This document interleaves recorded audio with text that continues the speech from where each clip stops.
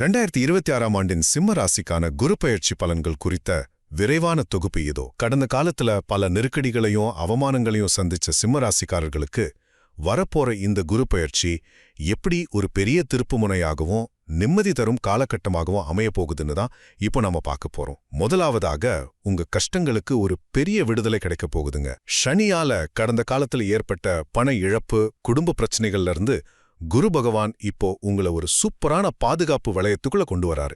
இதனால பாத்தீங்கன்னா உங்க வேலைக்கு எந்த ஆபத்தும் இல்ல, முடங்கிய பணம் திரும்ப கைக்கு வந்து சேரும். அது மட்டும் இல்லாம திருமண தடைகள் நீங்கி ஜூலை மாசத்துக்கு அப்புறம் குழந்தை பாக்கியமும் கைகூடும். இரண்டாவதாக உங்க பேச்சிலையும் தொழிலிலையும் நிதானம் ரொம்பவே முக்கியம். இப்போதைக்கு புதுசா முதலீடு செஞ்சு தொழில் தொடங்குறத விட எதிர்காலத்துக்கான திட்டமிடல மட்டும் கவனம் செலுத்துறது தான் உங்களுக்கு ரொம்பவே பாதுகாப்பானது. முக்கியமா நீங்க பயன்படுத்துற வார்த்தைகள்ல ரொம்ப கவனம் தேவை.